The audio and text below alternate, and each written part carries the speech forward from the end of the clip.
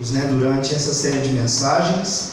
Então, cada domingo será um personagem diferente. Nós podemos ver a ação de Deus na vida e através da vida da rainha Esther, e como Deus abençoou aquela mulher, como Deus abençoou o seu povo e como Deus usou a vida dela. Mas naquele momento em que ela foi pressionada ali, ela foi pressionada por Mardoqueu, e Mardoqueu falou: olha, quem sabe não foi por isso que você foi escolhida como rainha. Com certeza era por isso que ela foi escolhida como rainha, e ela encontrou o lugar no mundo dela. Naquele momento ali, ela percebeu que por trás do simples fato dela querer ser algo na vida, tinha algo maior, que era a história que Deus estava escrevendo através da vida dela.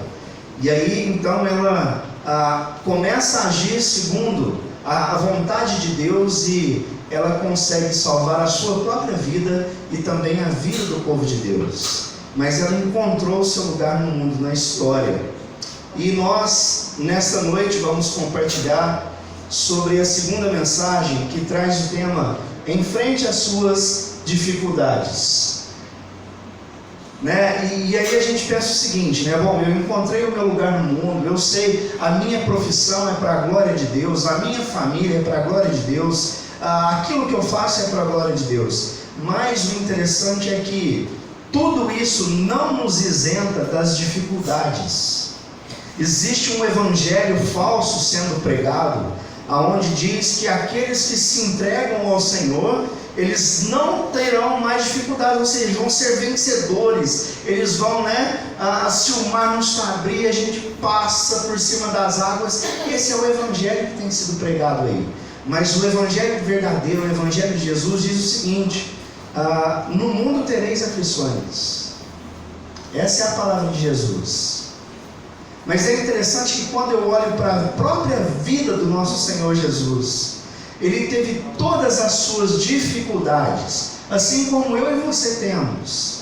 Um momento em que Ele resolveu fazer jejum, preparar o seu espírito para aquele momento maior que estava a vir, que era o sofrimento na cruz. Ele teve fome durante os 40 dias e ele foi tentado pelo próprio diabo.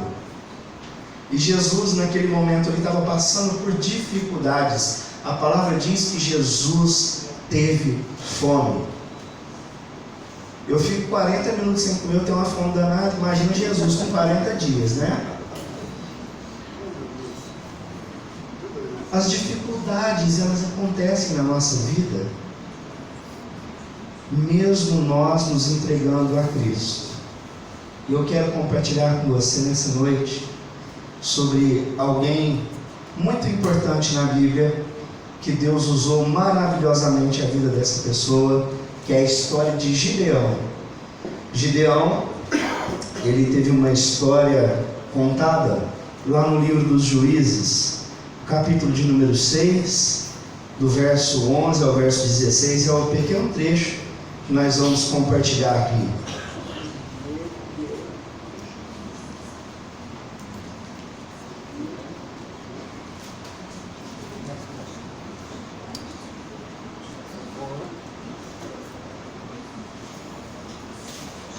Abra sua Bíblia em Juízes, no capítulo 6, esse texto. Eu não costumo projetar o texto da mensagem, E eu espero assim que você use a sua Bíblia. Não tem problema nenhum se você quer usar a sua Bíblia no celular. Eu não tenho nenhuma dificuldade quanto a isso, Você pode usar para mim a Bíblia igual a outra mesmo. E aí nós vamos ler o capítulo 6, do verso 11 ao verso de número 16.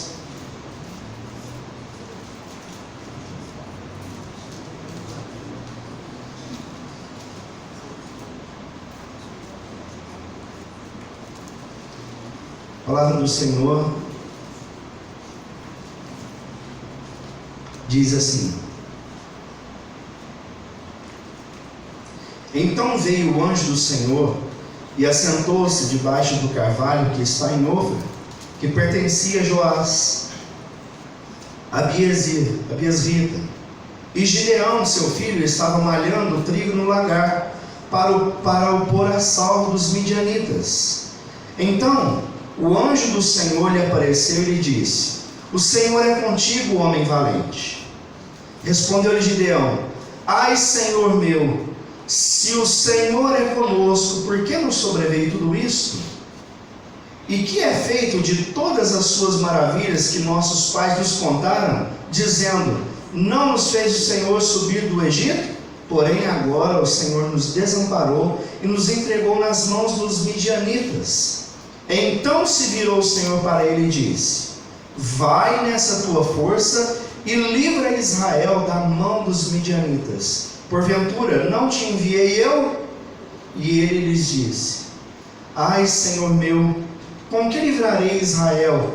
Eis que a minha família é a mais pobre em Manassés, e eu, o menor na casa de meu pai.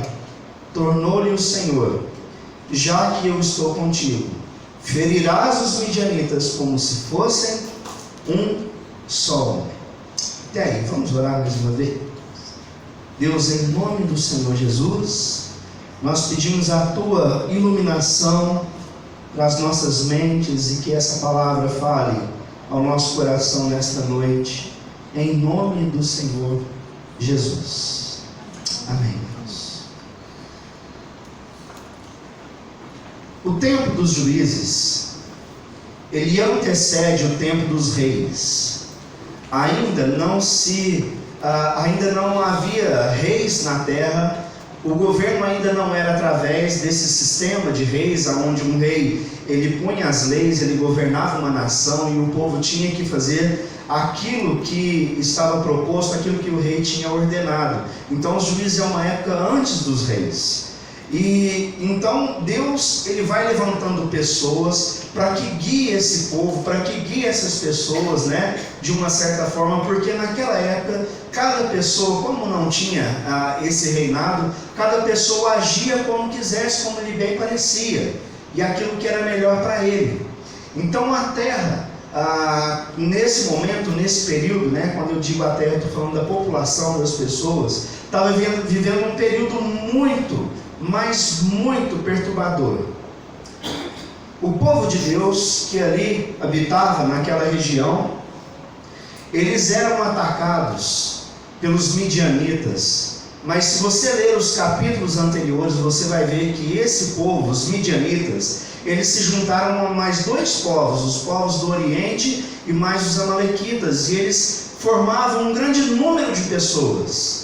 E eles estavam assim vivendo um momento tão folgado, vamos dizer assim, eles estavam tão folgados, eles acampavam nas montanhas, eles montavam barracas nas montanhas, eles faziam tenda nas montanhas, e eles ficavam vigiando ali o povo de Deus, os israelitas. E quando chegava na época da colheita, quando eles estavam colhendo ali todo o alimento que eles iam estocar para poder passar o ano até a próxima colheita, aqueles homens desciam das montanhas num número tão grande de pessoas, que eles ficavam sem reação. Os israelitas ficavam sem reação nenhuma. E aí o que acontecia? Eles eram saqueados, e eu estava prestando atenção no texto, eram tão sem reação que não se fala de morte de homens. Apenas a história narra que quando eles entravam e invadiam a cidade, eles faziam um alvoroço tão grande, e era uma devastação tão grande, que não sobrava nem animais, nem os bois, nem cabritos, nem galinha, tudo quanto é animal que você possa pensar que é de criação para poder alimentar o povo, não sobrava nada, não sobrava nada. Eles levavam tudo, e eles desciam lá com os camelos, segundo o texto, com os animais montados, e eles tomavam a cidade, levavam tudo, roubavam tudo, saqueavam a cidade, saqueavam as famílias. E aí dá para você entender um pouco dessa história do que está acontecendo aqui com o povo agora e com a família de Gideão. É interessante que no verso de número 11, que nós acabamos de ler, diz que Gideão, ele estava malhando o trigo no lagar. que é o lagar?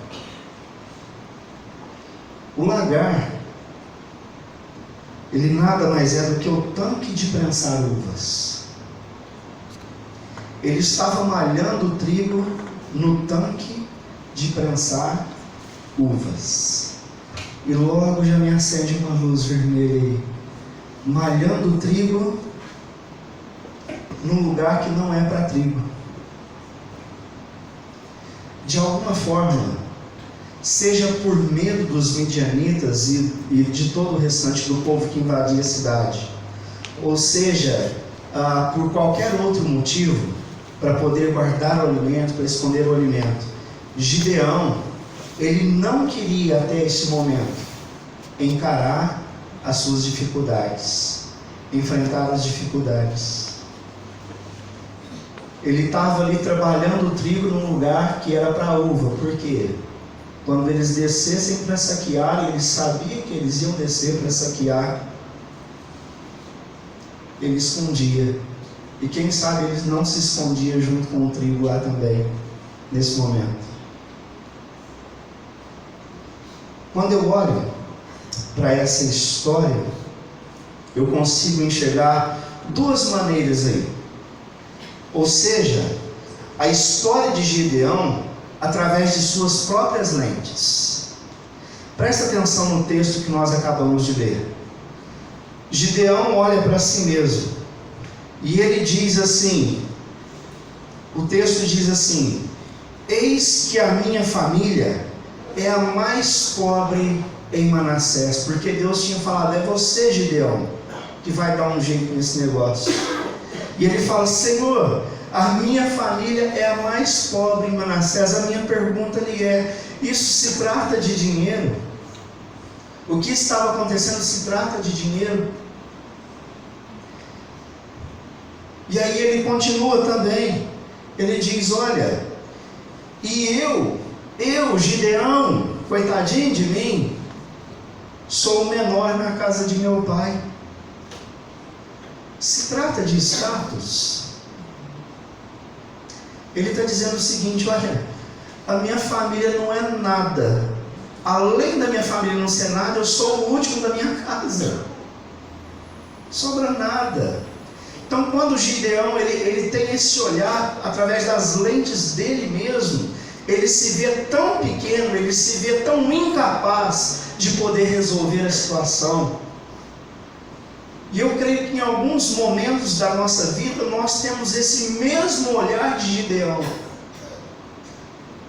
Às vezes, diante de certas situações, nós queremos muitas vezes nos esconder nos lagares. Ao invés de encarar a situação, ao invés de enfrentar as dificuldades, nós preferimos nos esconder e nós preferimos, às vezes, colocar uma máscara ou fingir que nada está acontecendo. E nós olhamos para nós mesmos muitas vezes e nós dizemos, ai Senhor, quem sou eu para fazer isso? Quem sou eu para resolver essa situação? Quem sou eu para dar um jeito naquilo que está acontecendo, Senhor? Quando nós olhamos para as nossas próprias lentes, a nossa história através das nossas lentes, nós provavelmente vamos nos enxergar como Gideão estava se enxergando.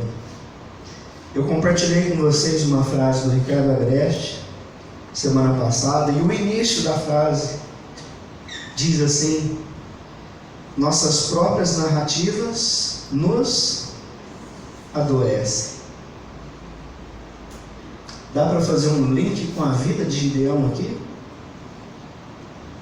Gideão está olhando para ele mesmo e dizendo, Senhor, eu estou morto, sou nada, sou ninguém, eu não passo de um Zé Mané aqui no meio desse povo. As nossas próprias narrativas, elas nos adoecem.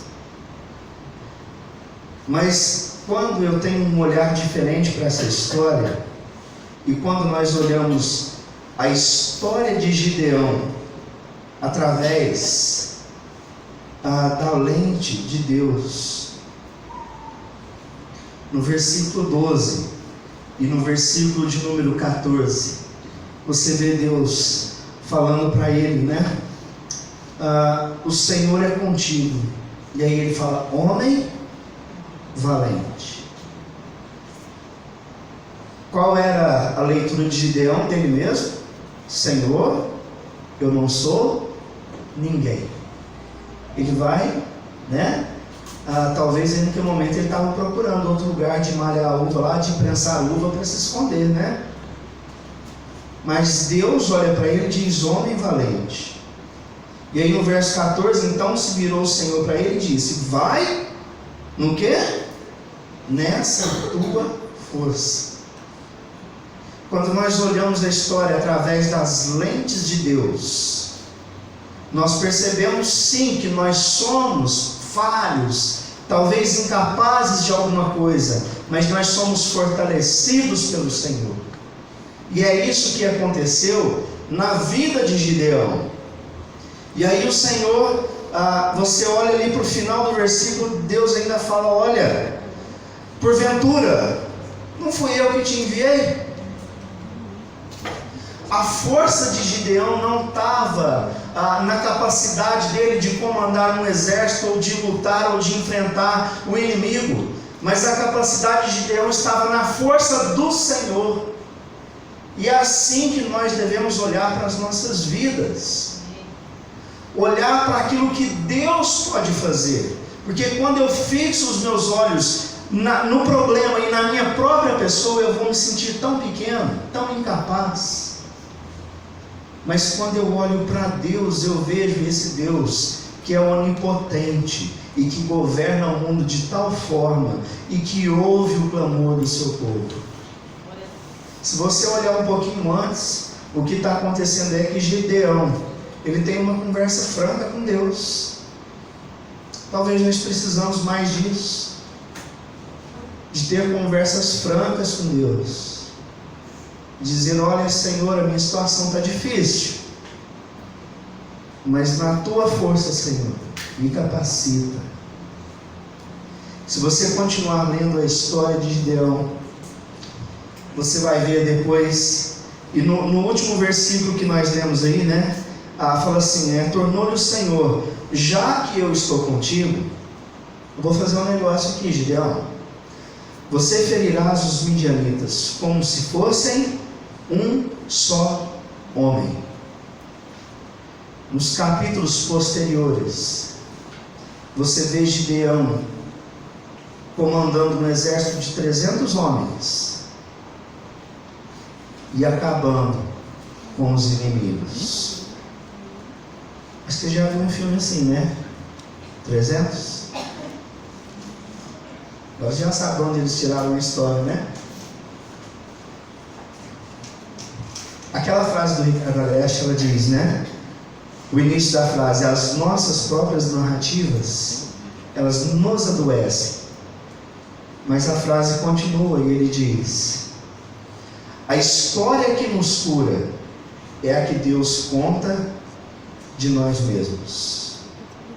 Se você quer ser curado, você precisa parar e prestar atenção na história que Deus está escrevendo através da sua vida. Não tente escrever a sua própria história, que você não vai dar conta. Você vai adoecer literalmente. E começa aqui, ó. É o mal do século. É o mal do século. Está na nossa mente. Porque você quer, às vezes, dar conta de tudo, mas você não dá. Mas Deus te capacita. E Deus, Ele levanta pessoas para isso.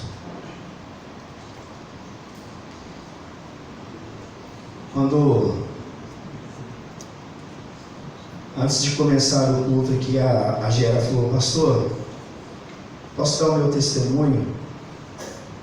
Eu já ouvi o testemunho dela outra vez. Pode dar.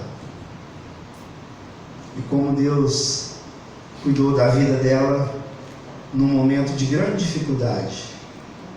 Porque esse Deus que agiu na vida de Gideão é o Deus que age na nossa vida. É o Deus que comanda a nossa vida e é o Deus que agiu na vida da Gera. E eu resolvi dar essa oportunidade para ela, assim, para ela contar o testemunho de vida dela aqui para vocês nessa noite.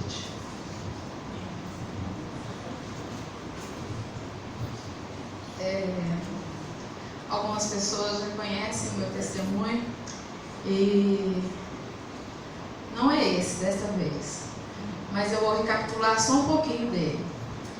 Em maio de 2015 fui diagnosticada com câncer de mama, com metástase em linfonodos e ovário. E naquele ano, para mim era o melhor ano da minha vida.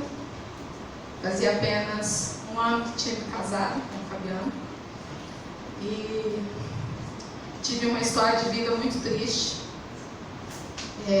mas Deus havia preparado uma nova história de vida para mim. E naquele ano fui diagnosticada com câncer. E nós oramos muito, muito mesmo. Muitas pessoas estavam envolvidas nessas orações. E no decorrer daquele ano foi muito difícil, muita dificuldade, mas muita dificuldade mesmo. E passei 8 meses de quimioterapia, estive apenas com um pé na cova e outro fora. Tinha dias que eu falava que eu estava com os dois. E eu pedia para Deus assim, que eu tinha 2 filhos para acabar de criar, e o melhor esposo que alguém possa ter, Deus tinha me dado. E foram dias muito difíceis, muita dor, muita dificuldade. E quando foi em janeiro de 2016, as dificuldades começaram a desaparecer com o término da quimioterapia. Terminei a quimioterapia em abril de 2016. Quando foi em junho eu fiz outra cirurgia. Quando foi em julho eu fiz a radioterapia. Quando foi em agosto eu comecei a imunoterapia. Foi mais 12 meses de imunoterapia. É uma quimioterapia também. Então foram mais 12 meses. E o único sonho que eu tinha era que Deus me curasse. E Deus me curou. Amém. Deus seja louvado por isso. Amém. E quando foi em 2017,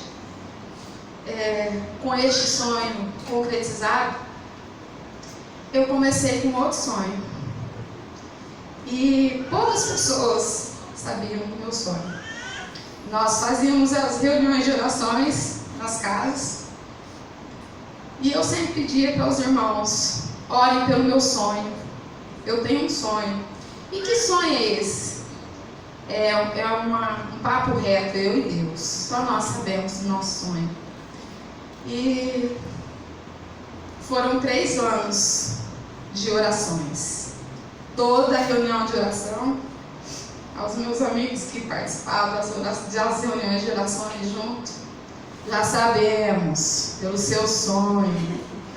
E há poucos meses, há um mês mais ou menos, Deus concretizou o meu sonho. Amém. Nós conseguimos comprar uma casa e eu sou muito grata a Deus por esse sonho que Ele concretizou nas nossas vidas. Amém. Às vezes pode parecer bobagem.